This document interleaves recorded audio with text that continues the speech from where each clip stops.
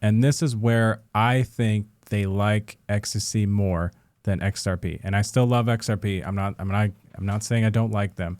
I'm just saying XDC has this type of coin called the 3643.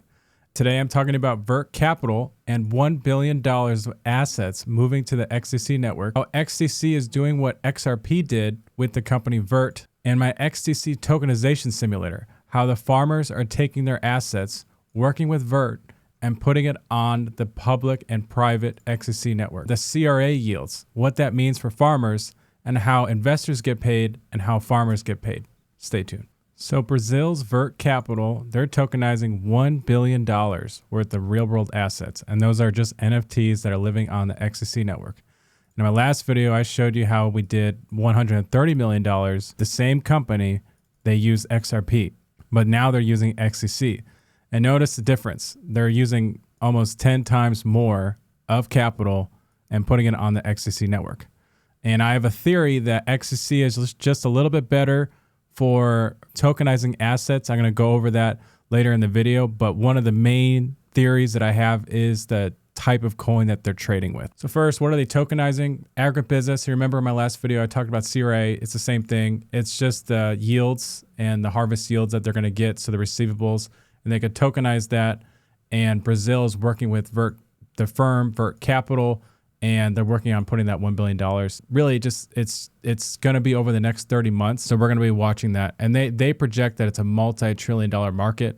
But remember, this is all paper assets. And so it's paper on top of coins. So we're kind of in this kind of unknown market. And so it could possibly be a multi-trillion-dollar market. We'll see. So one of the reasons why I like XDC so much is it's an Ethereum compatible layer 1. So that's really good since RLUSD is based off of Ethereum. XDC is really just a fork of Ethereum, but better. It's a hybrid solution.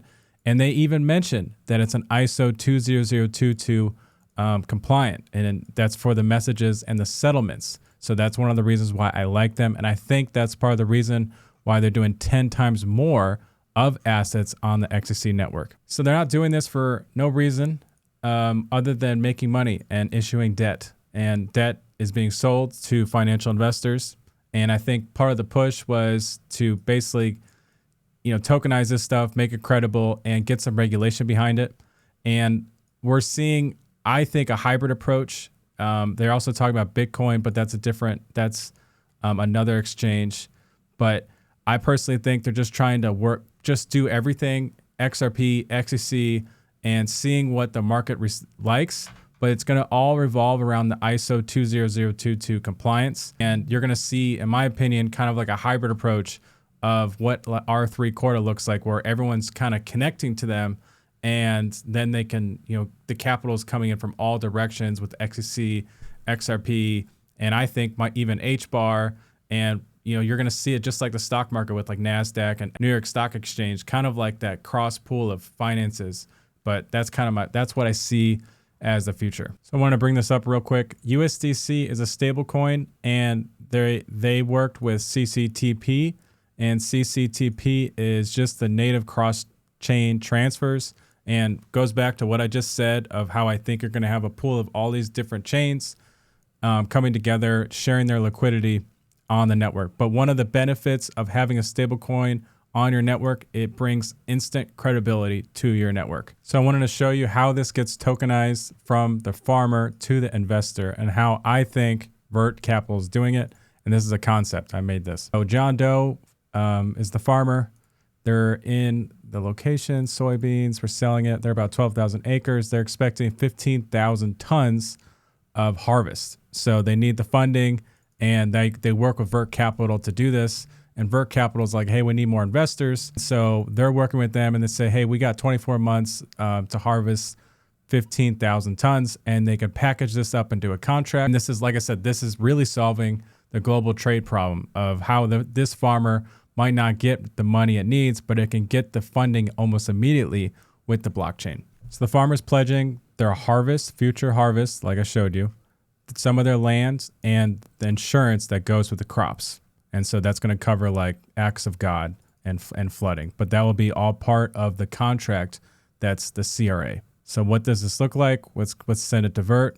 All right, VERT Capital's like, we could bundle this. And remember, this is just a concept. But if they have, let's say, $500,000 from John Doe and Jane Smith has $350,000 of corn, they're going to get that pool, and the total pool value is worth $1.5 million. They can structure it as a CRA, and then they can sell it to an investor who's going to potentially make 12% on the CRA because the projected harvest might continue to grow.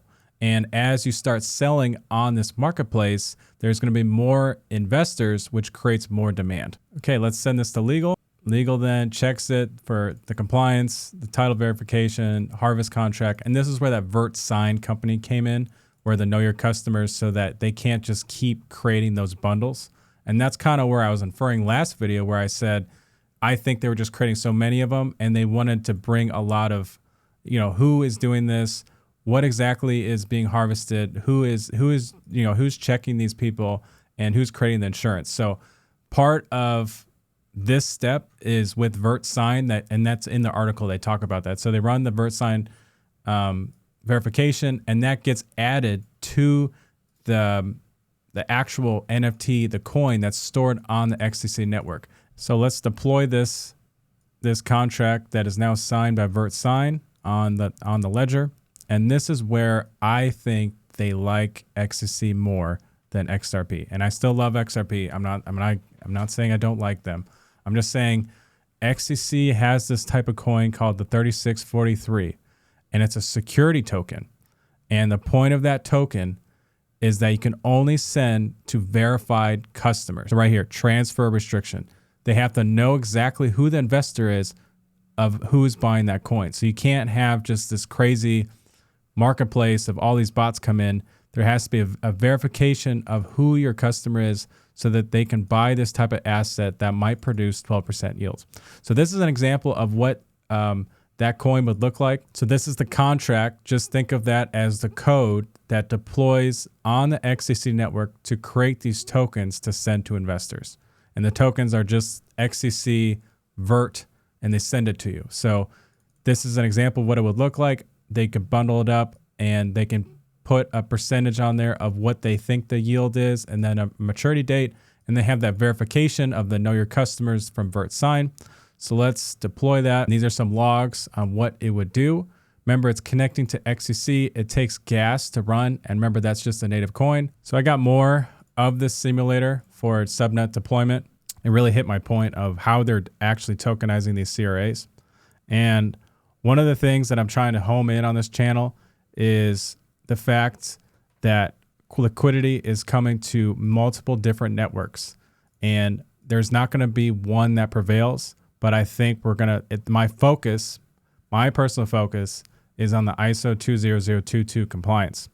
I personally think it's going to be a hybrid approach with everything. And there's going to be a lot of different companies that are going to be coming online that are going to say, hey, we're doing this. We're taking real world assets and we're putting on the ledger. My job and what I like to do is focus on what they're doing and explain it to you guys. Thanks for watching.